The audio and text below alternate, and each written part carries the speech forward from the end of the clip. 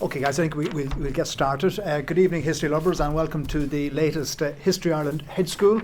And I'm your Hedge School Master, Tommy Graham, editor of History Ireland. And I presume you're all subscribers. It's the latest issue, printed in this town by Turners, by the way. So you're buying local if you buy History Ireland. This Hedge School is in association with the Longford County Library, Heritage and Archives Services. And we're delighted with the hospitality here provided. Now, the topic tonight is Longford and the Global Irish Revolution. This is another in our an ongoing series of Hedge Schools on how the Irish Revolution at local level impacted and was impacted by the wider global context. This time we'll be looking at the North Midlands, so we're going to spread things a bit beyond the county here. Now, I'm joined by a stellar panel of both international and local talent. On my right, we have Dara Gannon, who's a research fellow with the Global History of the Irish Revolution project at Queen's University Belfast. And Dara will be explaining about that project shortly. On his right is Mel Farrell, Director of the Irish Humanities Alliance at the Royal Irish Academy. On my left is Ailbhe Rogers. She's currently doing a PhD on Irish nationalist women in County Louth at Maynooth University. And then finally, on the far left, Paul Hughes, a graduate of Queen's University Belfast. His day job is as a sports journalist, but they do allow him to do a bit of history. He's the history columnist with the Westmeath Examiner. Now, to get things started, Dara, can I go to you first of all, because I'm sure many people in the room here are familiar with the War of Independence in County Longford, but they may not be familiar with this whole concept of the global revolution. Fill us in. So thank you, Tommy, and thanks very much to the organisers for inviting us here today. So the project that I'm working on, which is based between Queen's University Belfast and the University of Edinburgh, is called A Global History of Irish Revolution, and it seeks to place the events between the 1916 Rising and the Irish Civil War in global context. And that is two main strands. First of all, the idea that there was a war of independence, notwithstanding a civil war beyond the island of Ireland. And second of all, that international events such as the Russian Revolution and so on impacted on events within Ireland itself. So a very good example of that, of course, would be the declaration of the American President Woodrow Wilson of his 14 points for the peace of Europe after the First World War. Among them, of course, was this idea of self-determination, that groups of nationalities or imagined communities could conceivably self-determine their independence, and that they would be recognised as such at the Paris Peace Conference. And as I'm sure my fellow contributors will be able to discuss, many of these global ideas about the world, like self-determination, peace, small nations and so on, were discussed at a local level at by-elections and then the 1918 general election thereafter. Now, just on the question of this global concept, obviously the Irish diaspora would have a role to play in that. And Paul, I wanted to come to you because this county and surrounding counties have had a tradition of emigration to South America and Argentina in particular, because this will come. We'll come back to this later. Just talk to us a little bit about that. How is it?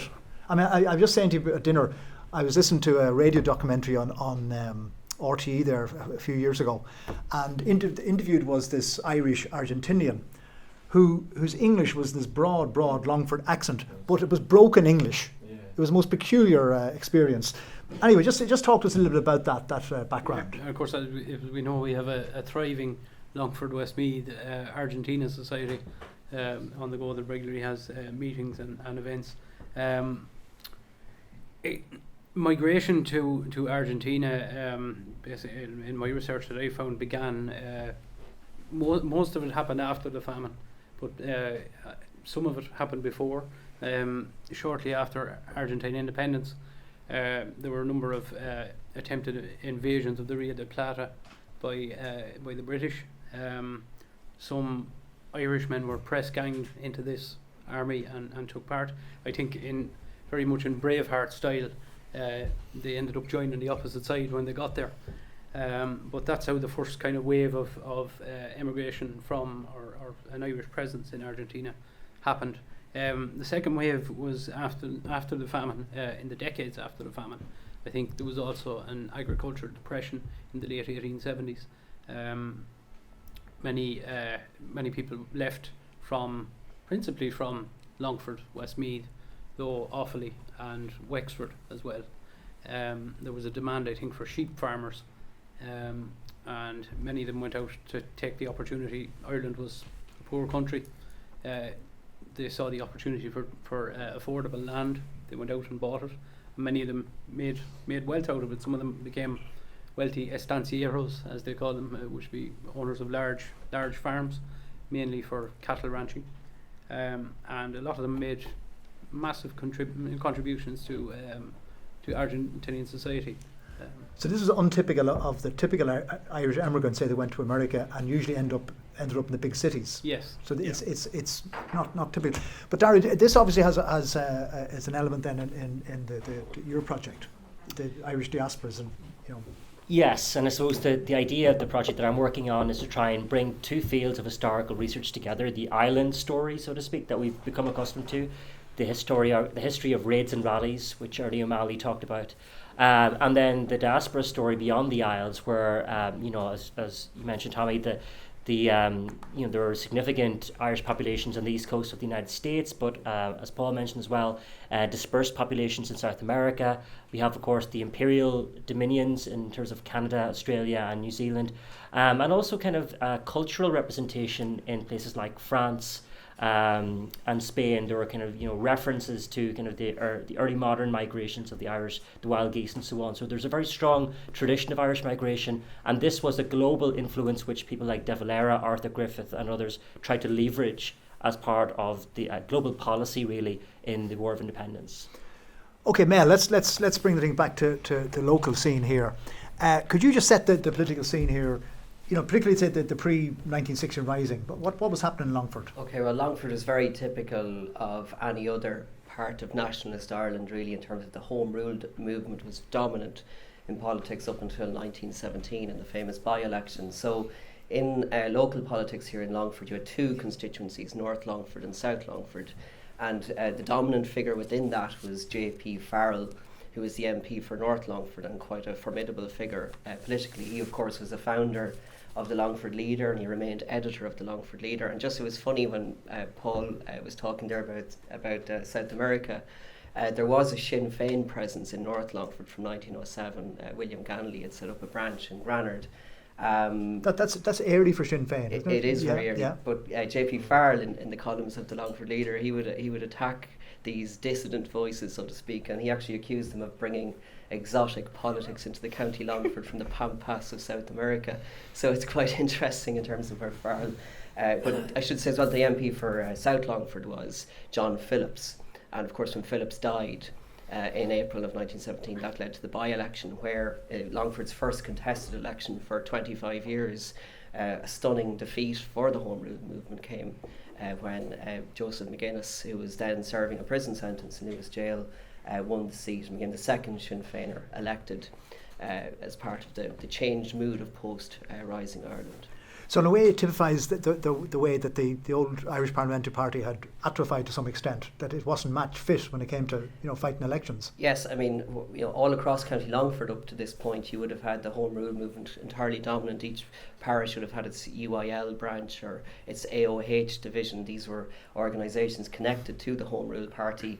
But you see during the by-election, you see the conversion of some members of the Home Rule movement. You have resignations in Ballymatton, Clongish. There was a councillor in North Longford, Councillor John Doherty. He switched his allegiance to Sinn Féin. So you see actual conversion happening during the by-election itself, because this is the first contested election for a generation in Longford. So as you say, the apparatus of the Home Rule Party was quite rusty by this point, and you see that the Sinn Féin tap into the new mood of change in the country. Now, what about extra parliamentary politics? I'm talking here about going right back to the land war. What was the situation here? Yeah, well, absolutely. J.P. Farrell himself was very prominent in all of that. He made his reputation during the land agitation. He actually served prison sentences. He was in jail 4 times for his role as in the land agitation, so to speak. Obviously in Drumlish you had the local land war in Drumlish, and actually if you look, I know we're kind of jumping the gun a bit here, but in terms of the RIC barracks, the RIC barracks in Ballinamuk was built in the late 19th century at the time of that land agitation, and if you see photographs of it, it actually looked like a castle. It's a fortified structure, turrets, and this was built in the late 19th century, so it kind of shows you, I think they were a set design. There were several of those similar design built, and they had these, blockhouses, the corners and so on. Castellations. What about Lawrence Ginnell? Because he's looms large in the agitation here on the ground. He does indeed. Well, I think Paul, my colleague on the left, is more of an expert on Larry Ginnell. So if you want to take that up. Yeah, because he's central to our story, Paul. If you say. Yes, he is. How long is a piece of string? I was going to say, no, but when it comes to Ginnell, this idea that radical politics was been imported from anywhere is well wide of the mark. He was well able to. He was well produce ahead of the the mark. homegrown variety. I suppose the best way to start it, and I'll tease it out a bit. There was a meeting in the Mansion House in February 1916. It was a meeting. It was kind of a different group of Sinn Féin individuals who perceived that Ireland was being overtaxed, and Ginnell this was of course 3 months before the rising happened, or 2 months before it happened, and they were putting together a plan of action how to deal with the fact that, or the proposal that Ireland was being overtaxed by Britain. At this meeting, somebody described him as the member for Ireland, and that tagline stuck with him. There's a bit of an international or an outside of Ireland origin to that. There was a Russian MP by the name of Olga Novikov who was described as the member for Russia, because she was the member of the Duma who had achieved like nobody else had achieved in putting Russian issues in the international spotlight, and putting Russia at the forefront, Russian affairs at the forefront of say European affairs, and they called her the member for Russia. So that was the inspiration for the member for Ireland, because nobody other than Lawrence Ginnell put the what you might call the advanced nationalist message out there in a way prior to 1916 than Lawrence Ginnell did. And he did this very effectively, using different tactics in Parliament, mainly bringing back the obstructionism from the Parnell era. He also, if we're talking about the global revolution, he became a kind of in Parliament, because he was so active on the Irish question, in opposition to Irish involvement in the First World War. Which constituency did he represent? North West Meath, okay. Which would be Delvin, Castlepollard, Mullingar, that general area. And what years was he an MP? He was first elected in 1906, and obviously finished in the House of Commons in 1917, then went to the Dáil and served there until 1923, when he died. He was probably, he described himself once upon a time as being the only one out of 103 Irish MPs, and that was including Unionists, who had any, an opinion that was in opposition to Irish involvement in the First World War. And he did this. He drew, from different sources. From I think his wife worked in a colonial brokerage firm, so he was hearing bits and pieces on the wires about what was happening abroad, and he kind of brought this to Parliament and created controversies out of it. So he was opposed to the First World War? Absolutely, yes. So he's had a step with Redmond then on his own I don't think he leadership. cared about the First World War, full stop, but certainly was opposed to Irish involvement in it, and he was the only Irish MP in the House of Commons. And because of this, a couple of years previous, he had challenged the Speaker for, I think it was in January 1911, challenged the Speaker for being, what would you say, impartial, or being partial. Not given enough speaking time, and this eventually rolled on to another controversy which brought in Labour MPs and radical Liberal MPs at the time, and they said, well, maybe he has a point here. And I think after that the Speaker was of the opinion, well, I better give this guy a bit of rope, and let him do his thing, and that's why. And because there was so many foreign journalists in the galleries, American journalists, journalists from all over the world, and because they were looking for a bit of controversy, anytime Ginnell spoke, it made it into international newspapers. So he was known in America long before Lawrence Ginnell, or long before De Valera was, long before Michael Collins was, putting that advanced nationalist message out there, and feeding to people abroad as well as in Ireland the idea that there's more than one, Irish party. I know he was called the Party of One, but there's another voice out there compared to the Irish Party. And by the time the Rising happened, he was so relevant to international discussion about Ireland that one American newspaper, I think, had quoted an Irish priest who had returned to New York, and he said that if there was an election in Ireland in the morning, everyone from the top down, from Redmond downwards, is bankrupt, and the only man who'd be returned would be Ginnell. So, Now, Ginnell was he wasn't just an advanced nationalist. He was pretty radical socially as well. I mean, he was involved in the ranch wars of the early 20th century. Yes. Yeah, he was indeed. And the ranch war ran out of steam at about, let's say, 1910. He managed to. There was an effort by the Irish Party to get him out of his seat in North West Meath. That failed, and he was in the position then to go through Westminster to pull off his own parliamentary agitation. The steam went out of the ranch war.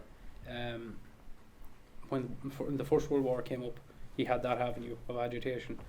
When he left Westminster in July 1917 and joined Sinn Féin, he went back to encouraging cattle drives, agrarian agitations across a number of counties, and that eventually that would have put him at odds with the Sinn Féin leadership as well. Eventually, yes, it was. I think there was when he was arrested in about March 1918. I think there was one or two elements in the Sinn Féin leadership were happy to just see him removed from the scene.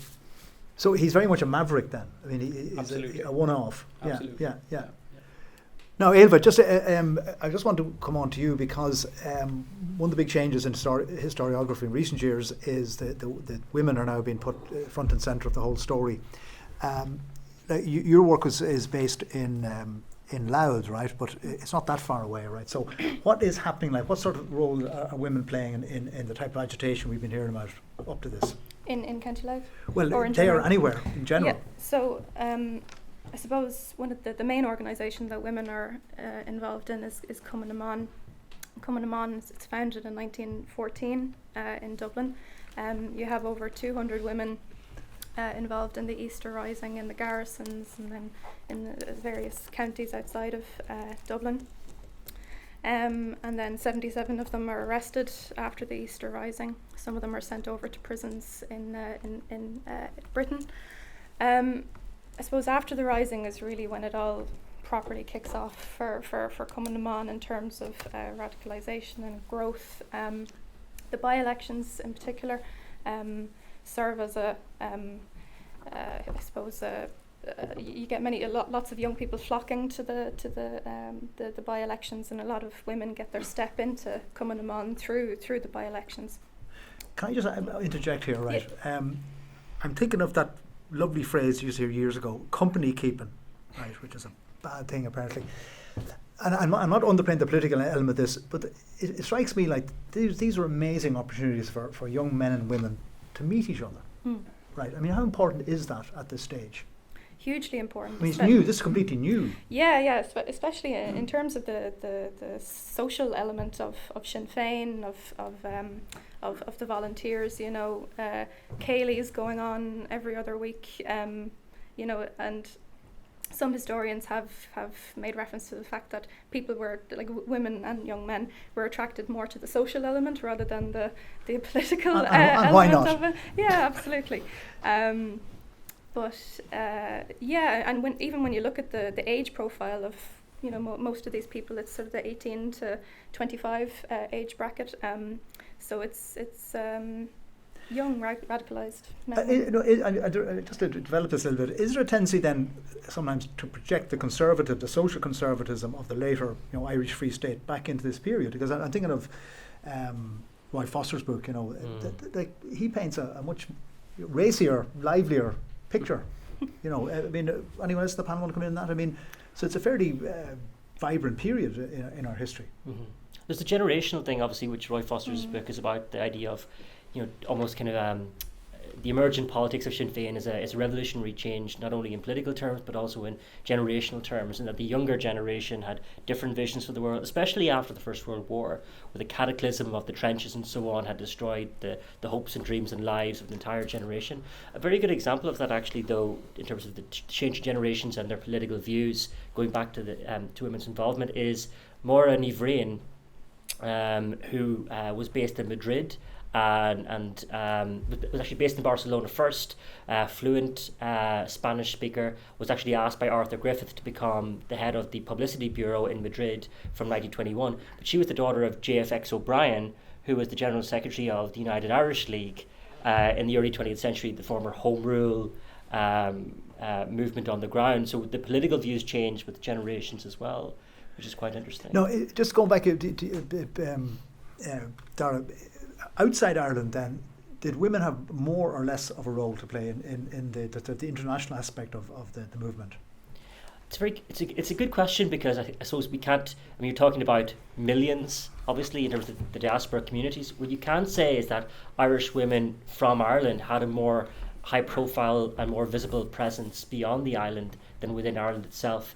Hannah Sheehy Skeffington, for example, goes on tour of the United States between 1917 and 1918, and unlike De Valera, who arrives 1 year later, actually meets President Woodrow Wilson, so succeeds where De Valera, the high priest, so to speak, of Irish nationalist politics, fails.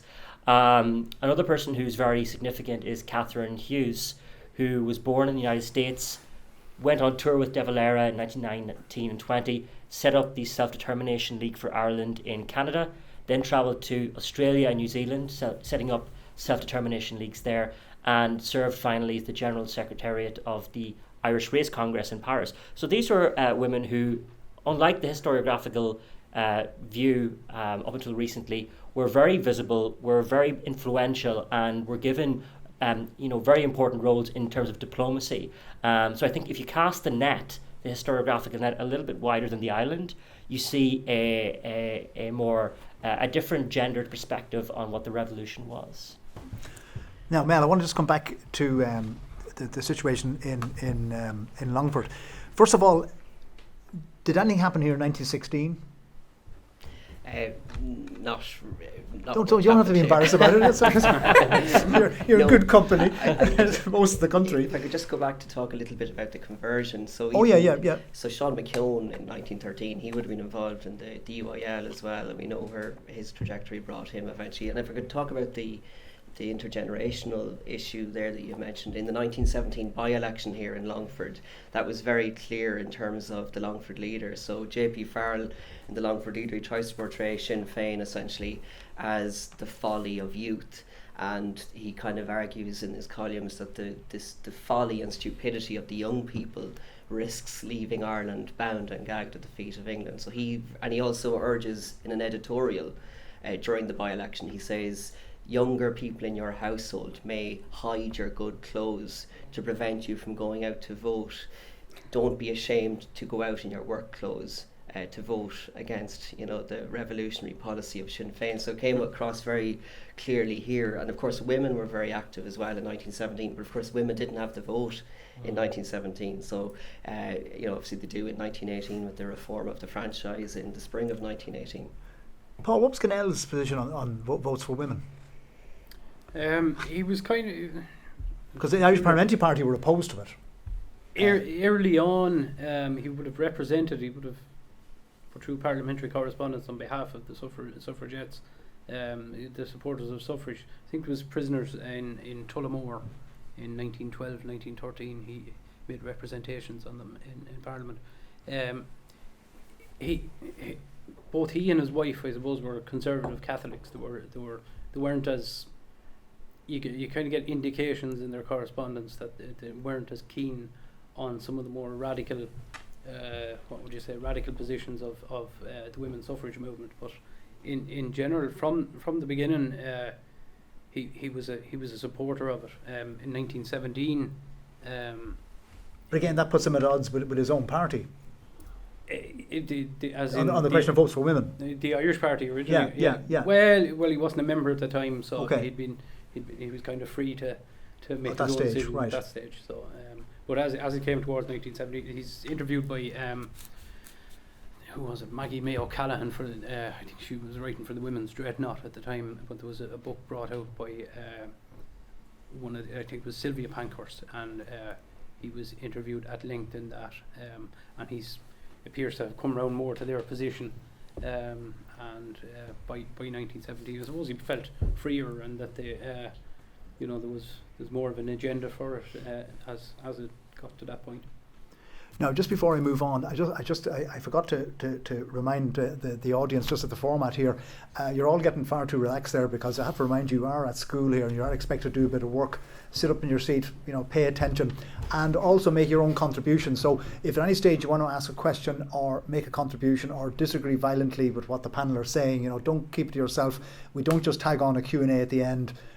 Dive in whenever you feel like it, and just bear in mind this is all being recorded, so keep it clean. Now, okay, we've had so Longford then is if you like at the cutting edge of this change that takes place in 1917. The whole series of by-elections.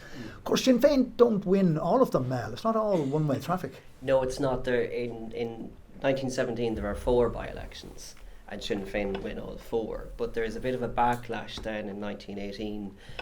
But some historians would kind of suggest that the circumstances involved in terms of where the by-elect East Tyrone, I've just forgotten what the other one was. There was one in Cork as well.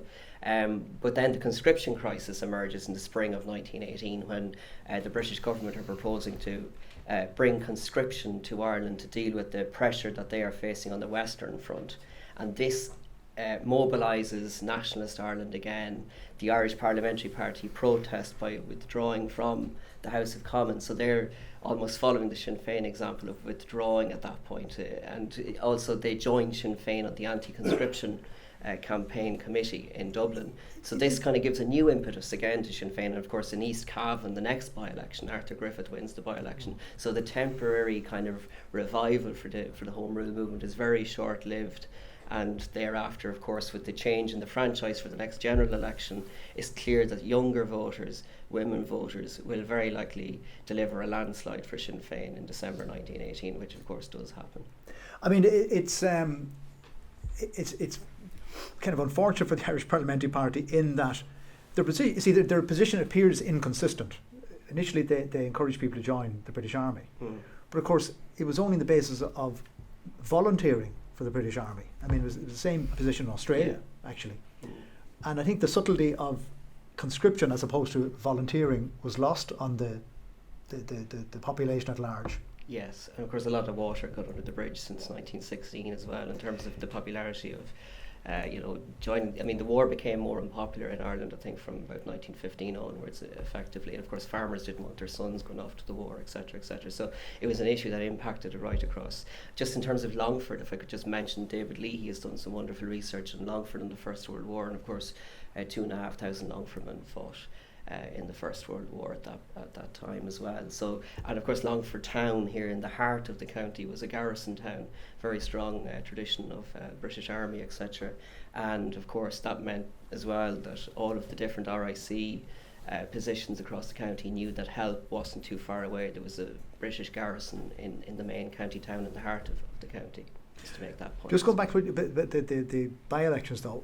What you're saying, it would seem to suggest that it was conscription that did the damage to the Irish Parliamentary Party rather than reaction to the 1916 rising. Well, it's a little bit more complex than that in terms of the two examples where the Irish Parliamentary Party made a recovery are kind of unusual examples. Again, I've kind of forgotten, you might remember the constituents, East Tyrone, wasn't it? And and there was Redmond's death in Waterford. Yes, and Waterford as well. John Redmond died, the leader of the party died in March of 1918, and his son succeeded to the seat. So these are unusual examples. Now, the Irish Parliamentary Party, in their internal documents, portrayed it as a stunning setback for Sinn Féin and that they were kind of on the way back, but I think the reality was very different. I think, the horse had bolted, so to speak, in terms of the Irish Parliamentary Party by this stage. Ailbhe, can I ask you a question here? Is on the question of votes for women, right? Because Redmond and the leadership of the Irish Parliamentary Party were opposed to votes for women, right? To what extent were the women waiting in the long grass for them then in the general election of 1918? I mean, have we had any evidence suggests what way the women's votes went? I mean, I know we I mean, is there any anecdotal way of gauging that? The 1918. In the 1918, no, but you have this massively expanded electorate, but amongst that massively expanded electorate, you have women women over 30, that is, who are voting for the first time. Yeah, well, I think the Irish Parliamentary Party, being against the vote for women, a lot of people were kind of more of the opinion that only married women could possibly have their heads screwed on properly to be able to vote properly. And as you say, it was only certain women who could vote. It was only women over the age of 30, and you had to have a certain amount of land over the value of £5 and so on. But you also did have a certain amount of women who impersonated deceased voters, and I think it was Maura Comerford who said that she never voted as many times in an election as she did in 1918 under different names. So you do have that element to it as well. No, we're in terms of then again go back to 1918, not just in this general, not just Longford, but Westmeath, the surrounding counties. How many contested seats were there in this neighbourhood? Okay, well, Longford was contested. So in the legislation that was brought in 1918, they also amalgamated some of the constituencies. So North and South Longford were amalgamated into a single Longford constituency, which was contested by the two outgoing MPs, the one for North Longford, J.P. Farrell. Oh, against each other? Yes, okay, and South Longford MP had just been elected, McGuinness. And of course, actually in the leader, you see, J.P. Farrell, the leader was his platform, where he had the additional, position to put across his view, and he was attacking McGuinness. He was saying that people of South Longford greatly regret the decision that they made last year when they elected Joseph McGuinness. And Paul Gannell stands in Westmeath. Yes. He's re-elected. Pretty much the same in Westmeath. The North and South constituencies were merged. Was that contested though? It was contested, yeah. PJ Weems from Mullingar ran for the Irish Party. Sir Walter Nugent, who had previously been the MP for South Westmeath, ran as a kind of an independent nationalist. Gannell took 75% of the vote in the end. I think Weems' sister died on the eve of the election, and there was all sorts of complaints about his supporters being held up and being waylaid by men with hurleys down at Kilbeggan, and but in the end he took 75% of the vote. He actually conducted that campaign from prison. If you look through the captured letters in the police reports, there's a lot of letters him telling them, his election team to paint our slogans on walls and different things. So he was conducting this fully fledged campaign and was allowed to. They were allowed to, in fairness to the British system, they allowed them to carry out their campaigns from prison. Now, were the sinews of organisation built in the course of all these elections, Mel?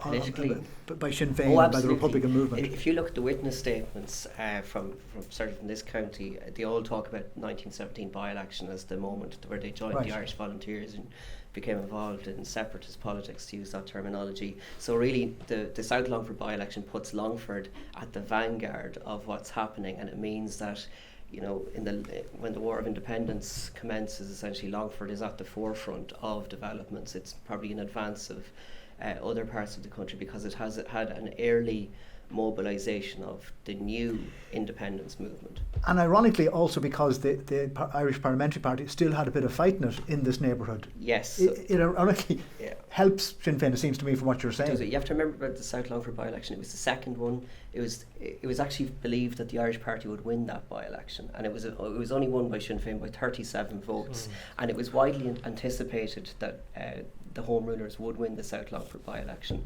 because it was seen as a conservative county with a strong garrison tradition. And one of the Sinn Féin activists on the ground actually said, and I quote from his, that he said, outside Ulster and Dublin there isn't a more conservative or pro-British county in the country than Longford. So it wasn't expected that by-election would be lost. So the fact that it was contested strongly, as you say, allows organisation to be built.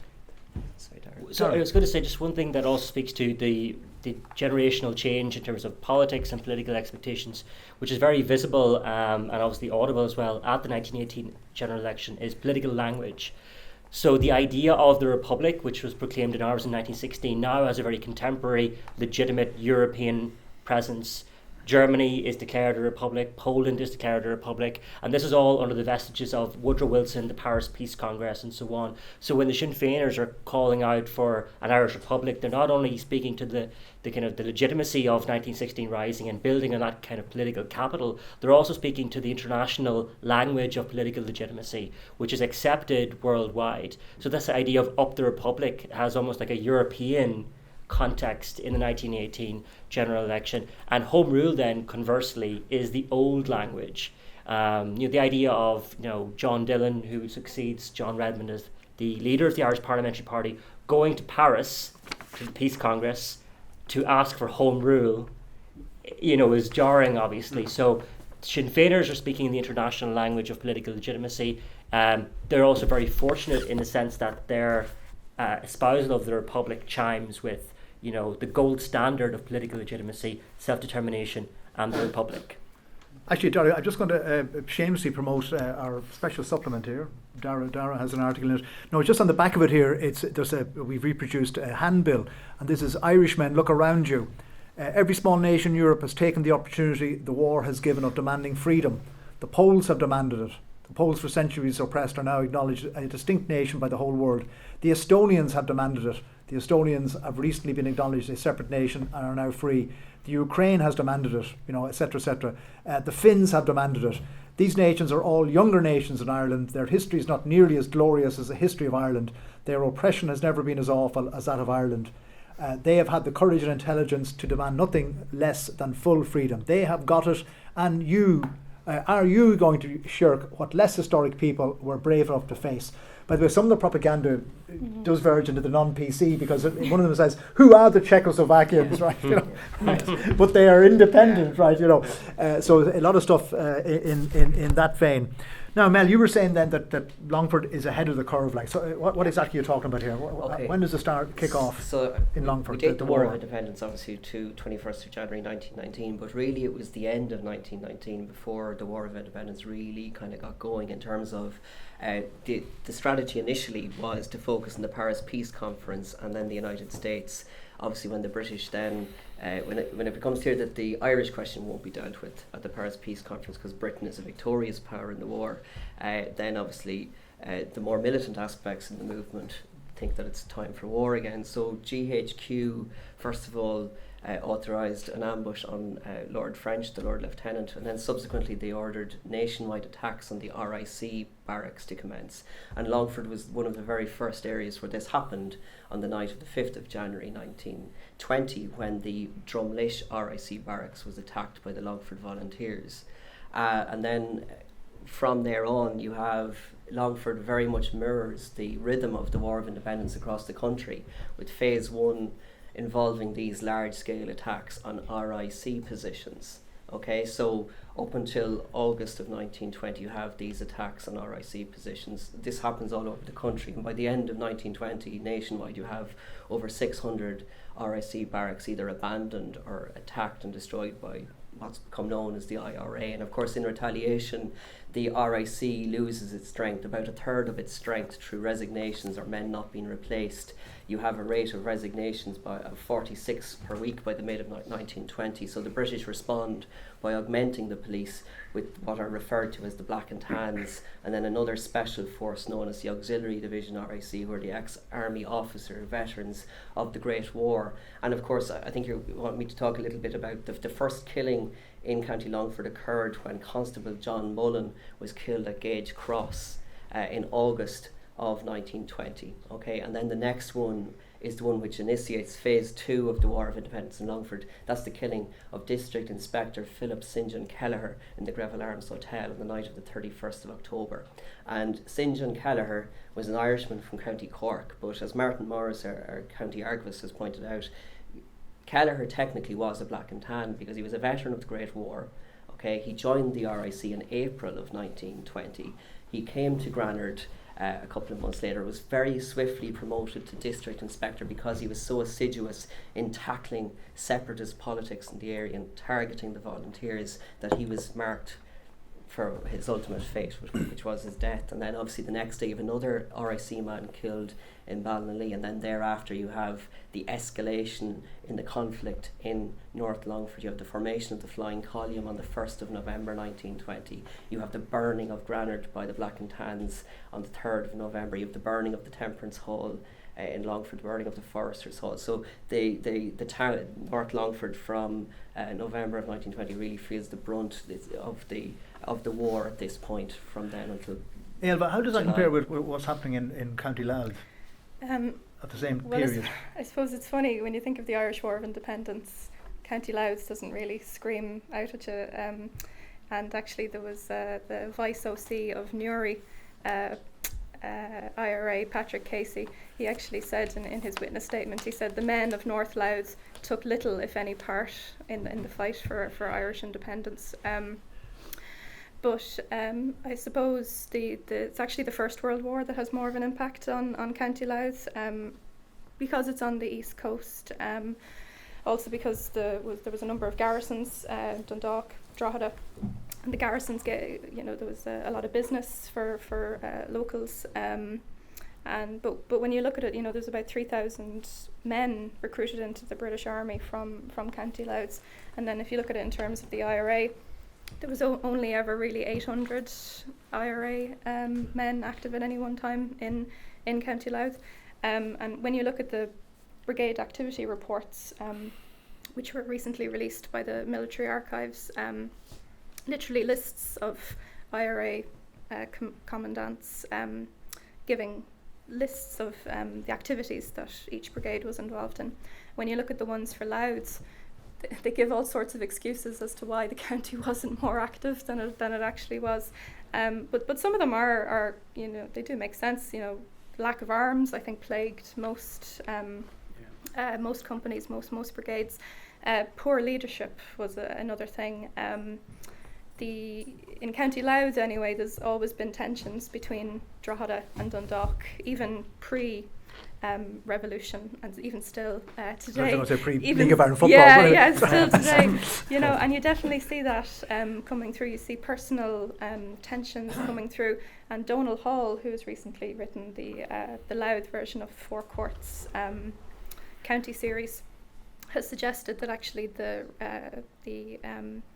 Parnellite split had a huge effect on what would later go on to happen in the county. Another reason is the actual physical geography of the county. It's such a flat county, so guerrilla warfare isn't really going to be of much use there either. What about the fact that it's the nearest you can get anyway in the south of Ireland to an urban industrial, working class, as opposed to Longford, which would be a more rural population? I mean, is that a factor?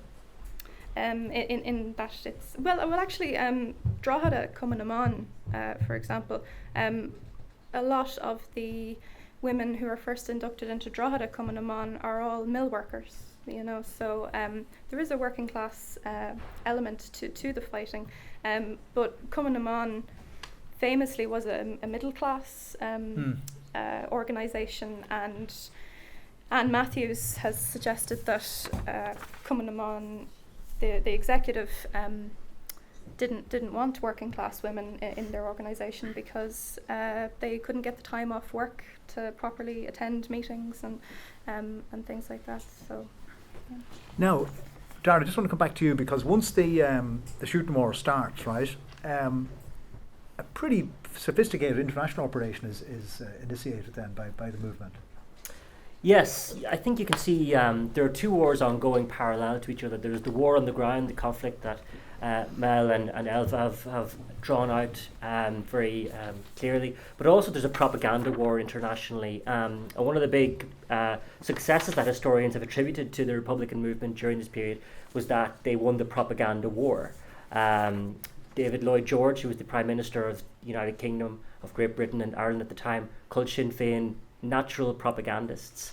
And it's quite interesting actually in terms of going back to this idea of the language of politics.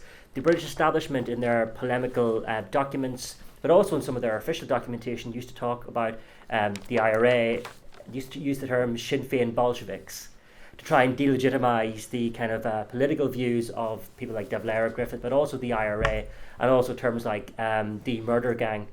And a very significant and influential counterpoint to this was the Department of Propaganda or Publicity, which was based here in Ireland, led by Desmond Fitzgerald and Erskine Childers, which circulated detailed reports to international political figures, intellectual thinkers, and policymakers about what was actually going on the ground, how many deaths were attributed to the Crown Forces.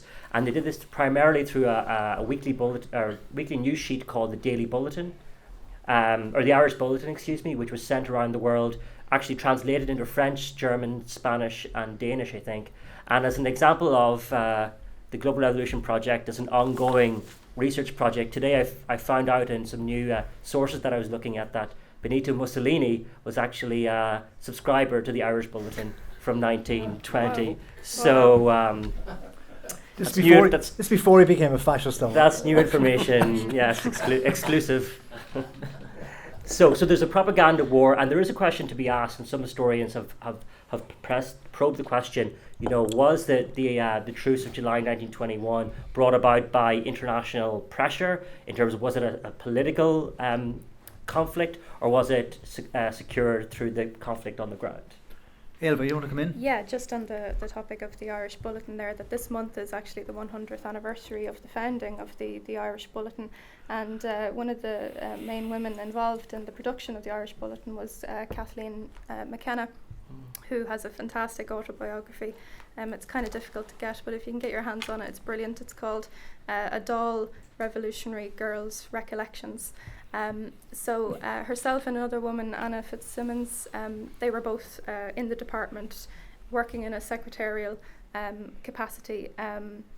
But so they would do a lot of the typing and they would do a lot of the posting.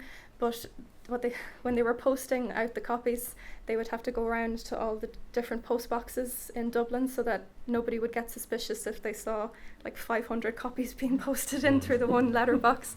And then she later goes on to be one of the secretaries on the treaty debates in London, and she goes on to apply for a pension, and she doesn't get it, even though she's had this incredible involvement in the Irish revolutionary movement, and she really fights for the pension.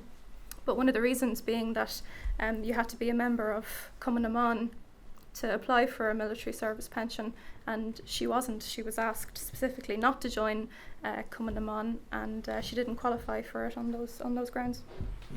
Now, Dara, you've referred to this, international propaganda machine, and this brings us back to our old friend Bron Scannell again. Yes. Because he was, what was his position then in the First Dáil?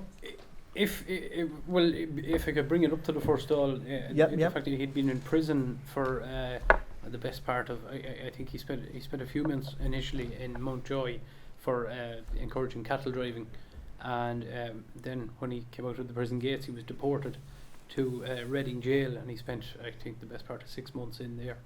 But while he was in Reading, he wrote a book. It was his intention, and if he couldn't do it himself, he wanted his wife to try and get to the peace conference. And while he was in prison, he had written this book called Ireland's Case for Freedom, and it eventually went all over the world, all over America when he got to America himself.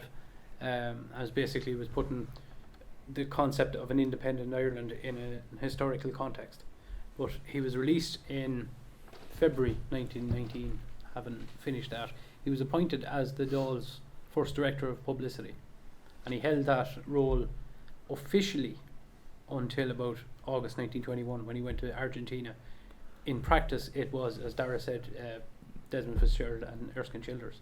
But from about, let's say, March 1919 to his departure for America, he was the Dáil's. And why was he chosen?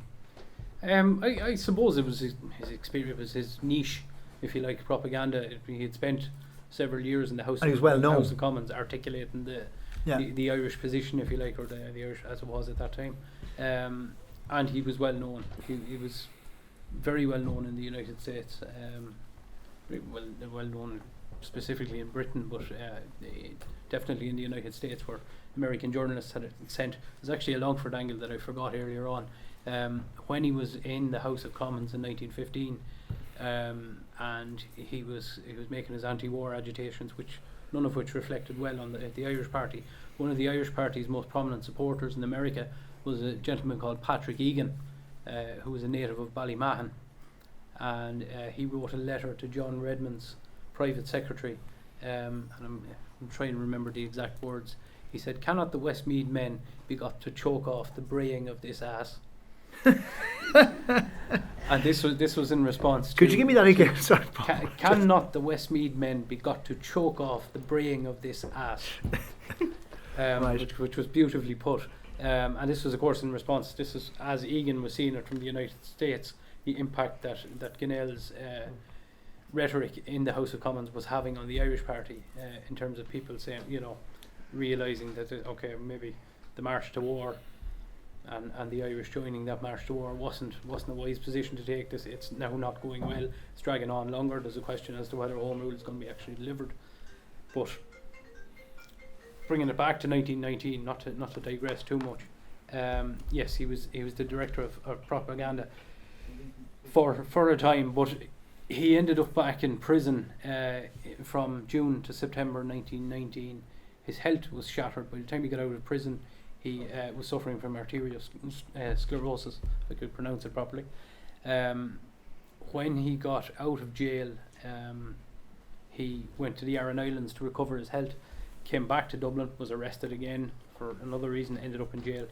At that point, he said, okay, this is enough. I've got to get out of the country. This is how he ended up in America. So he went to Chicago in autumn 1920? Yes, he arrived in Washington at first. He was described, just to give you an idea how he was viewed from America, he was described as De Valera's coadjutor when he arrived. Another newspaper, the Boston Globe, referred to him, and this would, kind of tell you a lot about how he was viewed in America. They described him as the Minister for Agriculture in the Irish Republican government, which was incorrect. That was Robert Barton was Director of Agriculture, but he had that reputation as an agrarian radical. So a number of situations emerged. The Dáil wanted to appoint consular representatives in cities like New Orleans, San Francisco, Chicago, and this is where Ginnell was sent. He was sent to Chicago, kind of in part as a kind of a roving director of propaganda as well. That was his main brief, was to propagandize on the part of the Republic. So that's how he ended up in Chicago. Now I get the impression he was in his element in Chicago, because he was mixing with union leaders. He was. And people weren't afraid of getting physical. He was with fellow spirits in a way. Yes, exactly. There was in the background at the time, there was De Valera was in the midst of his tour, his 1919 to 21 tour, and around that time when Ginnell arrived, the collapse in relations between De Valera and John Devoy and Daniel Coughlan was happening. That was playing out in the background. So as the late David Fitzpatrick beautifully put it, at that time the other avenues were sought outside the usual networks of ethnic fraternals. So they sought support from, for example, in Chicago, Danish rail workers. So Ginnell's, his main work at that time was to work closely with the Labour Bureau of Irish Independence, which it was actually run or partly run by a fellow called John Fitzpatrick, who was originally from Athlone. So Quinnell left Westmeath and went to Chicago. Meets another Westmeath man who's in charge of the American or the Chicago Federation. All of Labour. politics is local. All politics is local, yes indeed. So he works alongside this Labour Bureau very closely, and he enjoys it thoroughly. Fitzpatrick's a pretty radical guy. I mean, on right across the board, race, gender question. I mean, he ticks all the boxes. Yes, absolutely. And by the time, just moving the clock further, a few years later, when Quinnell goes back to America as an anti-treaty representative, even the anti-treaty side are kind of encouraging him to stay away from Fitzpatrick. But in 1920, it was while he was there, he tried to put together a kind of a consultative council of people from different backgrounds. There was Jane Addams, the famous feminist campaigner from Chicago. There was a Jewish rabbi, Emil Hirsch was his name. He was a very, very progressive rabbi and very much out there on progressive issues. So he was bringing together a number of different strands of people who were not of Irish origins, but who he could bring together to put pressure in the necessary direction to get more support for an Irish Republic when in the background the usual networks were falling apart. Darragh, I just bring you back in here because the international wing of the movement, if I might call it that, it wasn't just about propaganda. It was also the very practical issue of raising funds. Right? Just talk to us a bit about that and the bond issue. So yeah, you're absolutely correct. One of the central planks of De Valera's trip to the United States, and one of the justifications which he retrospectively gave for quote unquote missing the Irish War of Independence, which is of course levelled at him by historians and political rivals in later decades, that he very conveniently missed the violence, or much of the violence of the War of Independence, was that actually without the funding of the United States and Irish America in particular, the counterstate couldn't have actually been maintained. In total, $5 million in contemporary money was raised in the United States, not by De Valera alone, but by Irish American communities and, as Paul suggested, by others as well, which actually equates to, there's a very good tool online where you can do historical conversions to contemporary money, $65 million in today's money, which is a significant It's the same as the bank bailout, yeah. I guess there's a huge endeavour in the United States to raise money, but also there's an element of political legitimising going on with the Dáil bond issue as well. In the first instance, under United States blue sky laws, they can't actually launch a Dáil bond per se, because the American government can intervene and say, well, you're misleading the general public by saying that you'll be recompensing them. So they have to issue it as a bond certificate, which just contravenes the actual the legal difficulties. So this is actually launched in January 1920 in New York at City Hall, and De Valera's tour thereafter, which Paul alluded to, then becomes partly a publicity effort to show that we are a legitimate political operation, but also to raise money throughout the United States. There's also one matter I just wanted to bring forward, which kind of speaks to the elections, and then in Ireland, but also more broadly, is that one of the key aspects, and obviously Quinnell is a very clear example of that, is that the Irish nationalist movement had literally lost its voice in the House of Parliament at Westminster, which was its main forum for reaching international public opinion. And so by definition, it had to tend to extra parliamentary politics. People like De Valera felt that they had to go to the United States because they no longer had that central, London was the heart of empire. So this De Valera and co make this a global question, whereas previously it was an Irish question in London. Just can I go back to Paul and Quinnell, right? Because he eventually ends up in Buenos Aires, right? That's right. Now, that's July 1921. Why was he sent there? A guy didn't even speak Spanish, for example. His wife did. And apparently on the boat on the way over, he got Spanish lessons and could pass himself speaking Spanish. He went to, I think it was at Mercedes outside Buenos Aires, and gave a speech in Spanish. And the local bigwigs were very impressed.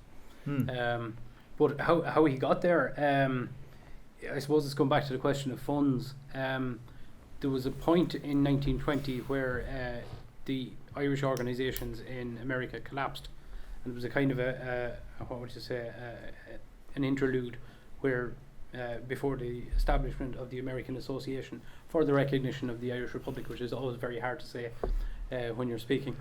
And Ginnell got the idea, operating in Chicago, that he'd set up his own little fund of his own to support the effort at home. But the net effect of this, it was successful to such an extent that when the AA, as they call it, kicked off, it started to clash with the fundraising that they were doing, and this created kind of tensions between Ginnell and James O'Mara, who was in charge of the bond drive. So, they had to decide. There's another completely different story about what happened. That money, it was eventually sent home to Ireland and used as a kind of I wouldn't say a slush fund, but a kind of a fund where relatives of people who died in the revolution could claim money if they needed it, emergency money. But that aside, this tension between Ginnell and O'Mara was creating a kind of a point where they had to say, we need to send them somewhere else, and the perfect place to send them was South America. At that time, I think De Valera knew what was coming down the tracks. He was trying to, you see, around August, September 1921, there's a kind of reforming of Sinn Féin. He's trying to get more of a handle on revenue streams from abroad and where all his representatives are. So he sends Ginnell there basically to... Is to get rid of him? Partly to solve the problem of what's going on in Chicago, partly because he sent him... There's indications in letters from Alice Ginnell that he was sent to America and to Argentina, partly because he was so good at dealing with faction fighting. From his old days in the Irish Parliamentary Party, he was so good at balancing, so many plates politically and fixing in a way that this is why he was sent to get people on board and to corral people into certain positions. But no, the situation in Argentina, of course, is not the same as Chicago, right? No, because from what you were saying earlier about the success of these immigrants who went out, bought up land. Strikes me that he's dealing with the very type of people that he would have been driving cattle off of back in Ireland, right? Yes, exactly. The class enemy, like. That's precisely it, and that's the big... That's not true. No, that's not true here. Okay, yeah, you want to come in? Come back to it later. Okay. No, come in now. Come in now. Just... My father was born in Argentina. Yeah. And Argentina in 1920 was the fourth richest economy in the world. Yeah. Now, if he was sent over there, the Irish community was all south, because I know from my relatives are still out there. South of there, I'd love to know who exactly he was meeting with when he was out there. This is the thing. You see, there was a split in the Irish community. There was a certain, there was a gentleman by the name of Patrick McManus, who was a native of County Donegal, Yes. and he had, in some ways, it was kind of it was a microcosm of what was going on in America. McManus had this group called the Circulo Irlandese and an open organisation called the Irish Republican League, and this was kind of like the Friends of Irish Freedom and Clonagh Gael. On the other side, there was the Committee for the Freedom of Ireland, and there was another group of people who were more kind of established landowners who were more conservative, and McManus would have agitated against this group, and both of them were kind of jockeying for Ginnell's attention when he arrived, but eventually because of just clashes of characters, he stuck. He didn't side with McManus, and as a result, McManus was basically agitated against Ginnell for the rest of his mission, whereas he stuck with the more, who would be described as the conservative estancieros, the established landowning Irish, who were, I think Patrick Little in his Bureau of Military History Witness Statement refers to them that they were passionately, in favour of an independent Ireland, but they were hamstrung in some ways by their business connections and their financial connections.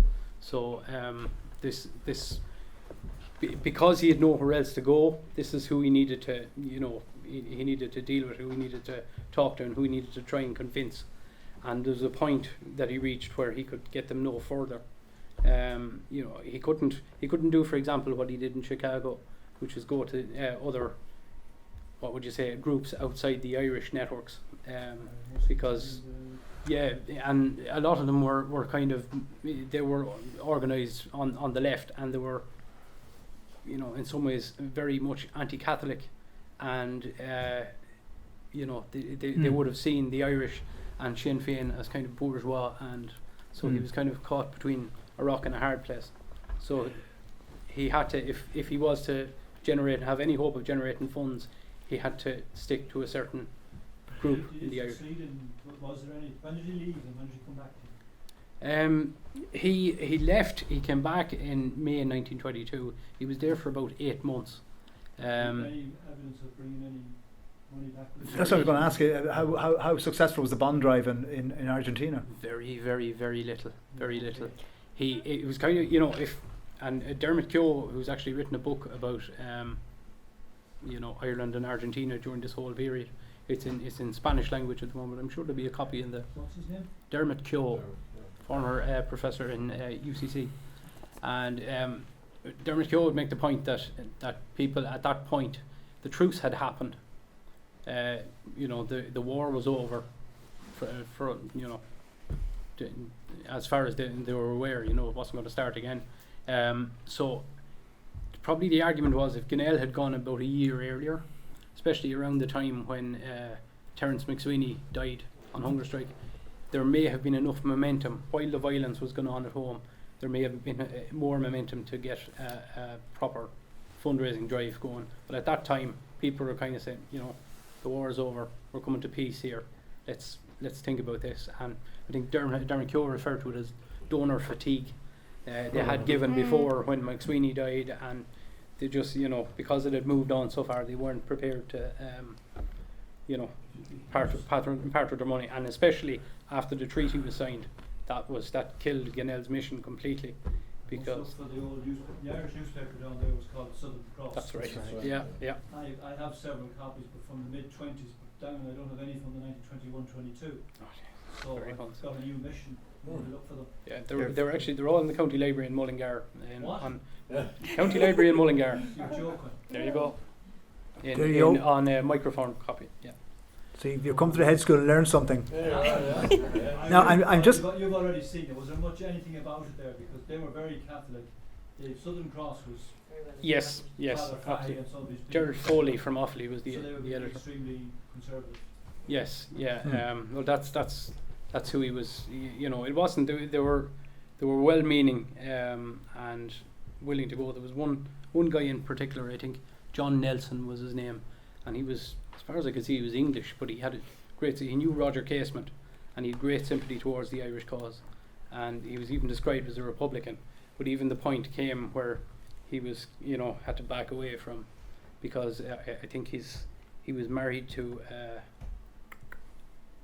I think a relation of Lord Curzon's, or somebody belonging to was related was married to Lord Curzon, some relation of his, and so he was kind of, because he had so many business connections, that he couldn't really push the boat out as a. The other thing was the Irish didn't really control the financial thing in Buenos Aires. The British did to a big extent. Through their banks. The British banks still had the major control. That was the money. That's exactly. The huge British ranch is much bigger, a lot more than it was of Irish ones, even though and the Dublins are famous for the huge stamps. It's still there today, I think. And not just the banks. Any Irish who were involved in the cattle trade or in the meat trade, the British controlled the railways, they controlled the shipping, they controlled everything down to the freezing, the storage for meat. So they couldn't go too far and especially when Gunnell, after the treaty, took an anti-treaty opinion, they had to distance themselves altogether from him. Oh, that's a new story. That's very interesting. Now, I'm keeping on the time here, guys. So, anyone wants to ask another question or make a contribution, you need to get in quick, or this would be like a sing-song where everybody wants to sing at the last 5 minutes. So, if anyone else in the audience wants to come in, could I just comment, Paul, you Aidan. mentioned Patrick Egan, and as it happens, I'm sitting beside the editor of CHAFA, the County Longford Historical Society Journal, and I contributed a piece on Egan, who is not known here hardly at all. It's incredible. And an extraordinary man. And he also said when 1916 happened, he died, by the way, in 1919. He was quite advanced at that stage. Yeah. But he wanted to have John Devoy throttled as well, because he was very much for our friend John Redmond, and he thought that, in fact, what he wanted from a way back, he was born in 1841, and he thought that Home Rule would eventually come. I think, I'm not too sure about it, but that's what he wanted anyway. But his story started off, and this is a fascinating thing about our own story. He was born in Ballymahan, went to Dublin with the family, he got a really good education and went into running a business and became a top businessman. But then, very quickly, he was in the vanguard of the Fenian movement in Dublin. He was treasurer there. Then he got involved with Isaac Butt and Home Rule. Then he became treasurer of the Land League. He was money man all behind the scene, so that David Parnell and this unknown man, Egan, were the kind of the government of Ireland, or the core of that thing. Cut a long story short, he was involved allegedly when he took the Land League money to Paris, because Dublin Castle were after him, and he carried things out there between there and Britain and Ireland, with a lot of women involved, incidentally, and he allegedly was involved with the Invincibles. He was the one that identified Piggott as the forger. Yeah. And that's a fascinating story in itself. But by that time he was in America, where he was a businessman, and later to become America's ambassador to Chile in 1893. But 1889, I think. But in any case, he shows that mix, that transference of allegiance and changes that's going on. He represented that. I think that's an important point. I mean, we're talking about Longford's global Irish Revolution. You know, the Irish Revolution isn't just strictly about Republicans and nationalists, or about Republicans even. It's about nationalists of different views. Like Egan. Egan is part of Longford's global Irish Revolution. You also have Henry Wilson. He's assassinated in London. Everyone kind of forgets, in some ways, that Henry Wilson is from Longford originally. That's. And just add to what you're about, not just being about Republicans. It's not just even about nationalists, but it's also a global unionist operation running in places like New Zealand, Australia, Canada in particular. Yeah. You want to say a little bit about that, Barra? The Canadian. No, the counter revolution, the global counter revolution, if you want to call it that. I mean, I suppose that's, you've kind of raised the issue of Canada, for example, where actually I think the figure was that there were more Orange Order associations in Canada than there were actually in Ulster itself at the turn of the century, for example.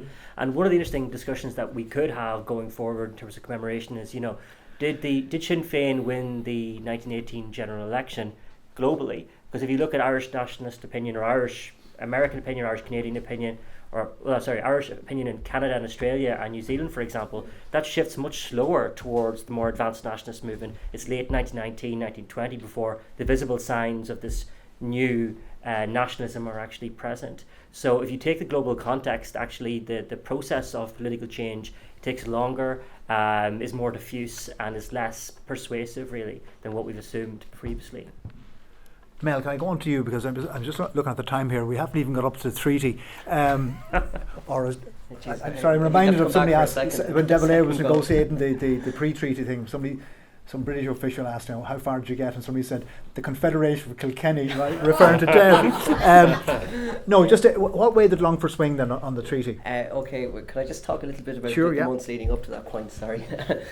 So obviously, we had left it in the autumn of 1920 with the Black and Tans coming in force in Longford.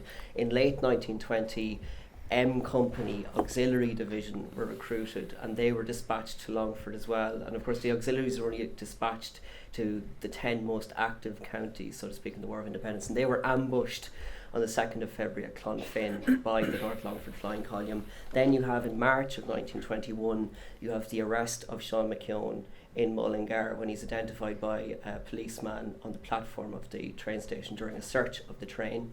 Then you have the shooting dead of Sean Connolly at Selton Hill 5 days later in an ambush. It's suspected that somebody informed the auxiliaries that the IRA were at that particular point. So the two leaders in Longford were out of the picture in March 1921. So thereafter the War of Independence kind of fizzled out in County Longford. And of course McKeown was sentenced to be hanged and he, in his court-martial, even though 3 auxiliaries who had fought him at Clonfin testified for his good character in his trial. Of course, Michael Collins made a big play during the negotiations with the British that summer that there wouldn't be any talks unless McKeown was freed. And of course McKeown was freed on the 8th of August of 1921, and thereafter of course we have the treaty. So in terms of the treaty in Longford, in broad terms, Longford was pro-treaty. The county council, like most county councils in the country, was pro-treaty. Most members of the independence movement followed McKeown's lead and supported the treaty. There were dissenting voices, of course, without question, in Sinn Féin and in the local IRA here, but broadly speaking, Longford was pro-treaty. But in terms of, and of course McKeown was chosen to second Arthur Griffith's motion in the Dáil, urging the Dáil to accept the treaty. That kind of shows you how the treaty leadership felt it was very important to have prominent individuals who'd fought the British in the War of Independence backing the treaty. That's why McKeown was asked to second the treaty in the Dáil treaty debate. No, but is what motivates McKeown? I'm just trying to get some idea of what his politics, his own if he had any politics, or was just a military man. What were his politics? Well, McKeown, going back to 1917, had very close connections with Collins. Okay, so it's Collins then. Yeah. I mean, is it a personal thing? Yeah. Well, McKeown was an IRB man. Okay. Oh, that's right. So okay. there's the IRB connections with Michael Collins. Of course, in McKeown's own witness statement, he makes the claim that, in August 1921, when the Dáil reconvened to discuss the prospect of talks to the British, De Valera's position was changed from kind of a head of government position to President of the Republic in August of 1921. And McKeown, in his witness statement, claims that he was asked, he and Richard Mulcahy were asked to nominate and second De Valera as President of the Republic, and that came from the IRB, because as far as they were concerned, during the War of Independence there already was a president, and that was the President of the IRB. So there's all that element of his connections with Collins. What I would say about, in terms of McKeown's involvement at this particular time after the treaty, McKeown and McGuinness, I should say, both TDs for Longford were pro-treaty at that particular time, okay? But that didn't necessarily translate into strong support for Cumann na Gael in the first election after the Civil War, because McKeown concentrated on his career in the National Army, so he didn't go forward for election in 1923. And the only Cumann na Gael TD to be elected in Longford Westmeath in the August 1923 election was P.W. Shaw in Mullingar. But this is very interesting because Frank McGuinness, who is the brother of Joe McGuinness, who died in May 1922, he went up as a Cumann na Gael candidate, and he was actually nudged out by Paddy McKenna, who was the person who his brother Joe had defeated in the 1917 famous by-election. So McKenna was actually elected to the first as what party? Farmers' Party. Okay, so how many seats we talking about? It was a 5-seat constituency. And can you just give me the breakdown then? You had 2 anti-treaty Sinn Féin, 1 Farmers' Party, 1 Labour, and 1 Cumann na Gael. Wow, so only 1 out of 5. Yeah, that's amazing. Yeah, even though Longford was overwhelmingly pro-treaty, it didn't elect a Cumann na Gael TD in 1923. And again, the strength of Labour, but that's another Hedge school. I mean, that's one of the things that comes out again and again, right? That Labour had a substantial vote in these early elections. Now, Darragh, talking about the treaty, there is a whole imperial dimension to the treaty. Yeah, I suppose the primary issue really that historians surmise was in relation to being pro or anti-treaty was the oath of allegiance, or oath of fidelity to the crown and to the empire. And of course this idea of symbols and oaths seems very kind of counterintuitive to us today, but as Mel mentioned, the Irish Republican Brotherhood, whose members took an oath to the Brotherhood and so on, and to the Irish Republic. This is very very significant, very important to those who signed it. So that was one of the key issues that actually divided Dáil deputies on the Anglo-Irish Treaty in December 21 and January 22. But also another aspect of that is that many of the pro-treaty advocates for the Dáil, such as Collins and Griffith and Kevin O'Higgins, suggested that Ireland look to Canada as an imperial precedent by which Ireland could actually achieve this kind of stepping stone policy, achieve independence within the empire. And this was advocated by Griffith and Collins. Conversely then, people like Erskine Childers, who actually had been part of the treaty delegation as secretary, suggested that the Canadian example was actually irrelevant because it was so far away, whereas Ireland was so close. For example, the use of the treaty ports, for instance, was a very good example of how Britain could exercise greater influence within the imperial framework in Ireland and Canada. And that becomes one of the kind of key, if you read the debates, which I was revising recently again, the Canadian example becomes actually a recurring trope within the debates, much stronger even, for example, than Ulster or the issue of partition, which might be surprising to some people. Now, before we finish though, Paul, I want to go back to you because going back to Lawrence Ginnell, how did he do in the Pact election before? He got through. Basically, he got about 17.45% of the vote, which probably said something about the extent of support for the anti-treaty side in Longford, Westmeath. Now, he probably picked up a few anti-treaty votes from Longford. But it was a peculiar result in a way, because I think from looking at the figures, everyone in Longford voted local, stayed local. I mean, there was, in terms of numbers in the electorate, there was about 4,000 more people in Westmeath at the time than there were in Longford. So there was that much of a gap. But still, Longford candidates, that's McKeown, Frank McGuinness, Paddy Belton, they all got together. They got more of a first preference vote than the Westmeath candidates, which is probably it speaks in some way to McKeown's reputation. I mean, McKeown was the man who received the Athlone barracks from the British. His wife to be was from Athlone. The Longford IRA came into pockets of Westmeath, so he probably had sufficient local credentials, if you like, to get a good few votes in Westmeath. Ginnell, I have a theory about Ginnell's votes. There were pockets in Mullingar, his own area in Delvin, Castlepollard, who would have followed him no matter what, and that's where he got a lot of his votes. I would imagine that the success of Labour in Westmeath, because Labour ran a candidate, a chairmaker from Moat by the name of John Lyons, and he actually picked up about 25% of the first preference vote. Amazing. Finished second, and I feel kind of, maybe there's two schools of thought about this. Maybe people who were advanced on social questions like land. I mean, you give you there was an ITGWU meeting in Moat just before the election, and Lyons was calling for the division of the ranches, and that hopefully this free state will be a state for everybody. So perhaps maybe people who didn't want to repudiate the treaty but were with Ginnell on other issues gave their vote to Labour instead, and that might have explained it.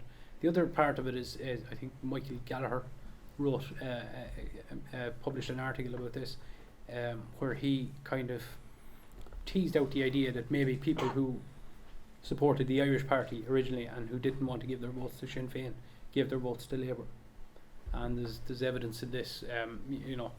John P. Hayden in the Westmeath Examiner, who'd be no friend of Lawrence Ginnell's, when Labour won their seat in the Pact election, he kind of extolled their virtues and said the programme of Labour is very much open to debate, and he made no secret of the fact that he was impressed. So maybe there was that side of it as well, that Irish Party loyalists gave their vote to Labour instead of to Sinn Féin, or either blocks of Sinn Féin.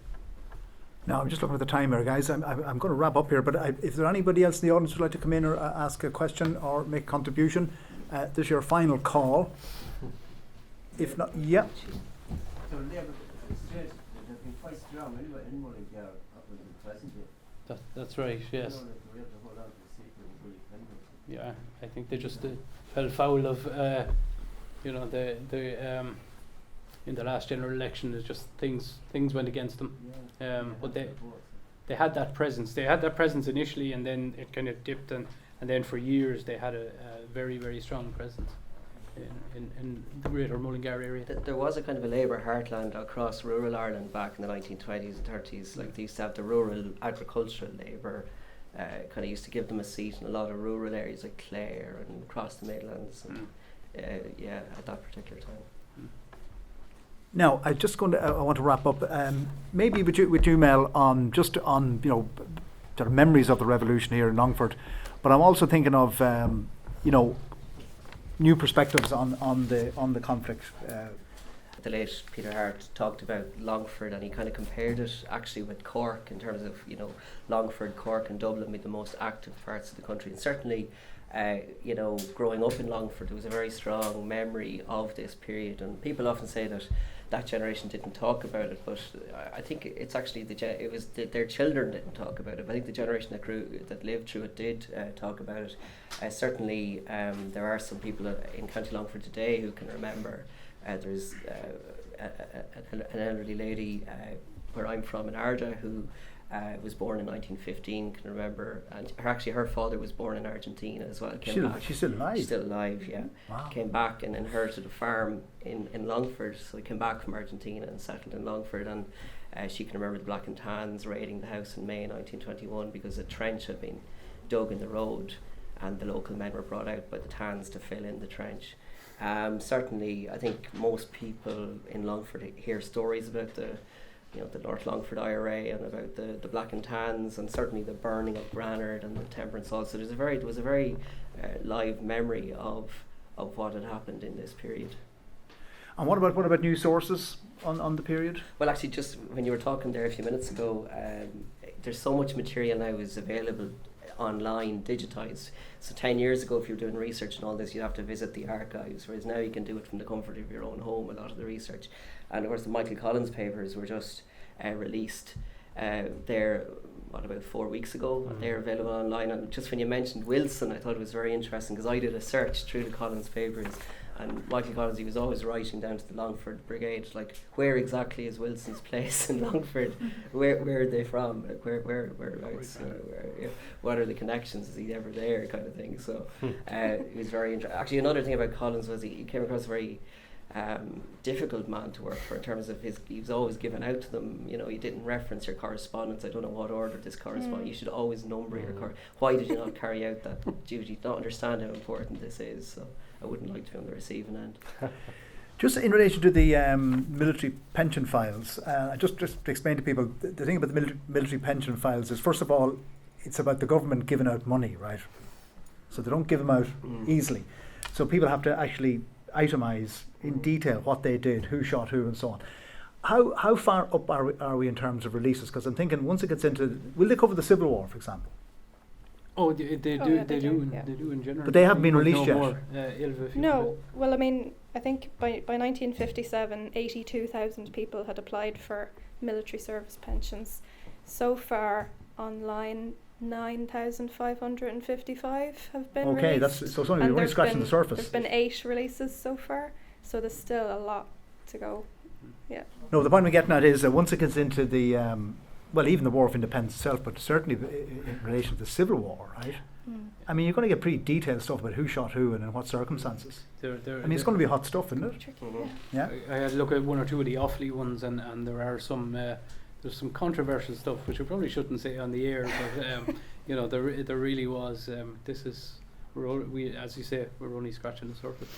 Well, that's great, because that means there's going to be plenty more Hedge schools to discuss the fallout. And then just a case of who got pensions and who didn't. I'm aware of one case where there was an ambush, planned ambush, and the person who dug the trench to interrupt the British didn't get a pension. The person who held the torch did.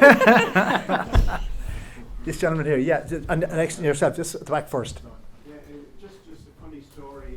My father was an undertaker in Edwardstown, and there was a gentleman. I was a young man in the 60s, and this man lived in a caravan. I can't remember exactly his name now, but there was custom in our house where people paid a small amount of money to save for their burial.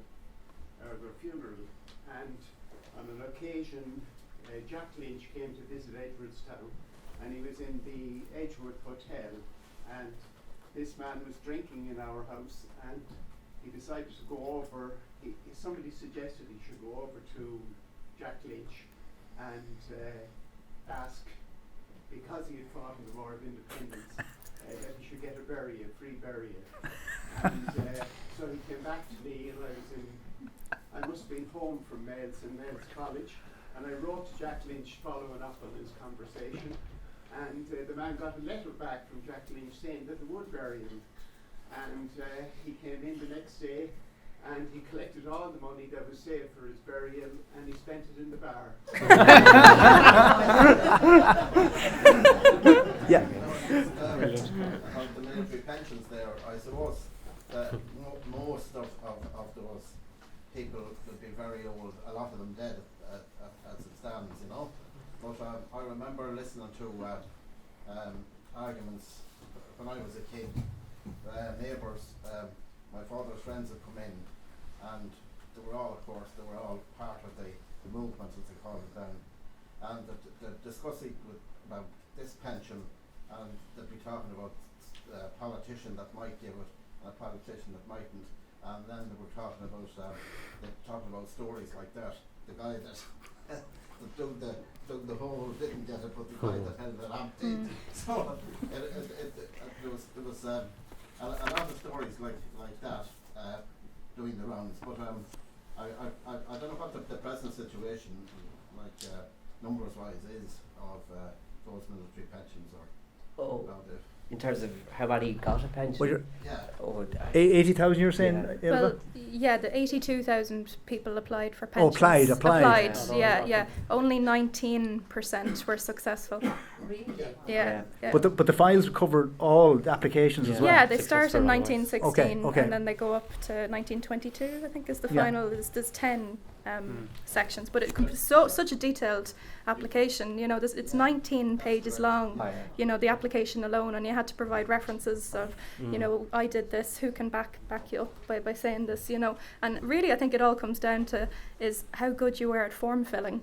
Because you know, like back then, like now we think of it as, you know, you fill in forms every other day nowadays, but back then you didn't really. Quickly. Yeah, very quickly. My father filled out the form extremely well. I have it, and he was here with the A Company in Drumlish and for a while with McKeown. He didn't succeed, by the way. They barely, grudgingly gave him a medal, but no bar, because he didn't take part in a major operation, where a major operation being, for example, where one of the Crown forces was killed. Now, not a lot of people, as they say in Drumlish, took part in those operations, and some of them got pensions. So there was a lot of anomalies in the whole business, and that's been brought up by recent historians. That's the beauty of the military service pension applications. You know, they might down the road allow us to redefine what constituted revolutionary activity. I mean, I mean, if you look at the work of Peter Hart and different historians over the years, a lot of it has been about the metrics of violence and how many people were killed, defining activity. The same way the military service pensions applications, it's about, did you fire a gun?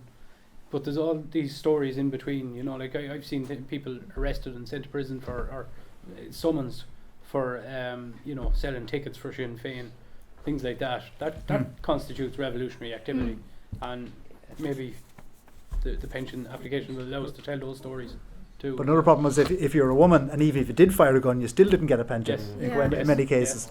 Because it wasn't womanly like or whatever. Yeah, well, see, the problem was that women were assessed on the same basis as men were. Now, women couldn't possibly be as active as, you know, say, Sean McOwen was, but they were still assessed on the same pension rate as the men. And if you were lucky enough to get a pension, you were assigned a rank for pension purposes. So A was the highest. Yes. So people like Richard Mulcahy, Frank Aiken would have got the highest. Tom Barry, although he had to fight for it. Women, no matter how active you were, you could have been Countess Markovich, who didn't apply for her pension, obviously, because she had passed away at that stage. But the most active woman in the country could only achieve rank D and E. which were the two lowest. I'm going to wrap up there. I'd just like to thank our panel, Dara Gannon, Mel Farrell, Ailva Rogers and Paul Hughes. And our next Hedge School, which is next Tuesday, if you're in Dublin, is in the National Photographic Archive in Temple Bar. It's going to be a very controversial subject on inconvenient truth, sexual violence and the Irish Revolution. So I might see you there. Thank you very much.